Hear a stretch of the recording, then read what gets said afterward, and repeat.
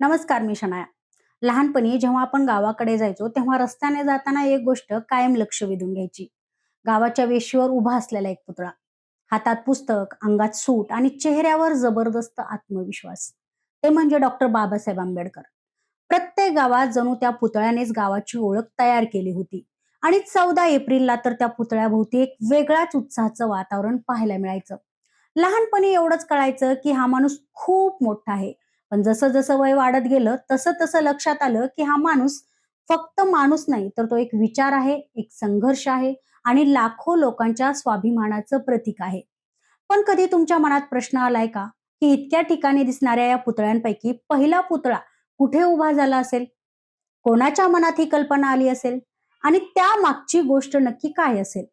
आज आपण हाच प्रवास समजून घेणार आहोत. ही गोष्ट सुरू होते कोल्हापूरमधून आणि या गोष्टीचा केंद्रबिंदू आहेत माधवराव बागल, ज्यांना सगळे प्रेमाने भाई बागल म्हणायचे. भाई बागल हे केवळ नेता नव्हते, ते स्वातंत्र्य सैनिक, समाजसुधारक, कलाकार आणि विचारवंत होते. त्यांच्यावर राजर्षी शाहू महाराज यांचा प्रभाव होता आणि सत्यशोधक विचार त्यांच्या आयुष्याचा पाया होता. अन्याय, अस्पृश्यता आणि विषमता याविरुद्ध त्यांनी आयुष्यभर लढा दिलाय. स्वातंत्र्य चळवळ असो, कामगार चळवळ असो किंवा संयुक्त महाराष्ट्राची लढाई असो, भाई बागल नेहमी पुढे होते. त्यांच्यात आणखीन एक खास गोष्ट होती, ती म्हणजे ते कलाकार होते. त्यांनी सर जे जे स्कूल ऑफ आर्ट मध्ये शिक्षण घेतलं होतं आणि कला, शिल्प आणि चित्रकलेचं त्यांना उत्तम ज्ञान होतं. त्यामुळे पुतळा म्हणजे फक्त एक शिल्प नाही, तर एक विचार जिवंत ठेवण्याचं माध्यम आहे, हे त्यांना चांगलंच कळालं होतं. आता गोष्टीत एक वेगळंच वळण येतं. कारण ही कल्पना कुठे आली माहितीये? एका साध्या लग्नात. हो, लग्नांच्या गप्पांमध्ये गंगाराम कांबळे यांनी सुचवलं की आपण बाबासाहेबांचा पुतळा उभारूया. ही कल्पना ऐकून भाई बागल यांनी क्षणाचा देखील विलंब न करता निर्णय घेतला की आपण हे काम करणारच. त्या क्षणापासून इतिहास घडवण्याची सुरुवात झाली. पुतळा तयार करण्याची जबाबदारी देण्यात आली, ती म्हणजे शिल्पकार बाळ चव्हाण यांच्यावर. पण आता सगळ्यात मोठा प्रश्न होता तो म्हणजे निधीचा. ना सरकारी मदत, ना मोठे उद्योगपती, ना पैसे. कुठून आणायचे एवढे पैसे? भाई बागल आणि त्यांच्या सहकाऱ्यांनी गावोगाव फिरून लोकांकडनं पैसे गोळा केले. कोणी 1 रुपया दिला, कोणी 5 रुपये दिले, कोणी 10 दिले. पण त्या प्रत्येक रुपयात भावना होती, आदर होता आणि स्वाभिमान होता.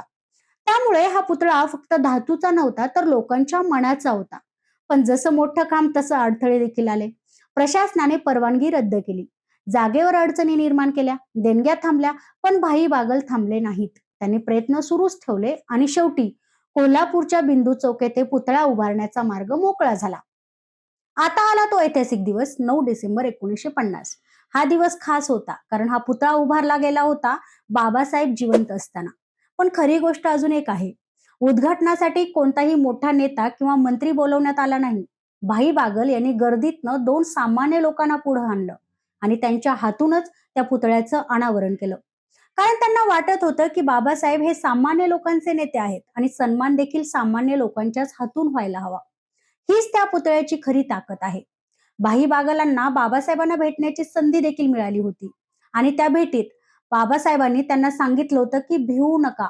लोक काहीही बोलतील, पण तुमची संघटना मजबूत ठेवा. एक दिवस लोकच तुमच्याकडे येतील. हे शब्द आजही प्रेरणा देतात. मित्रांनो, आज आपण गावागावात, चौकात, शहरात डॉक्टर बाबासाहेब आंबेडकर यांचे पुतळे पाहतो. पण तो फक्त पुतळा नाही, ते स्वाभिमानाचं प्रतीक आहे, संघर्षाची आठवण आहे आणि शिका, संघटित व्हा आणि संघर्ष करा या विचारांचा एक जिवंत शिकवण आहे. कोल्हापूरच्या बिंदू चौकात उभा असलेला तो पहिला पुतळा आज देखील शांतपणे उभा आहे आणि तो प्रत्येकाला एकच संदेश देतो. विचार जिवंत ठेवा, इतिहास लक्षात ठेवा आणि स्वाभिमानाने जगा. आणि शेवटी एक प्रश्न, तुमच्या गावातला बाबासाहेबांचा पुतळा तुम्ही कधी नव्याने पाहिलाय का हो? जर ही गोष्ट आवडली असेल तर व्हिडिओ लाईक करा, शेअर करा आणि अशाच प्रेरणादायी गोष्टींसाठी चॅनलला सबस्क्राईब करायला विसरू नका. धन्यवाद.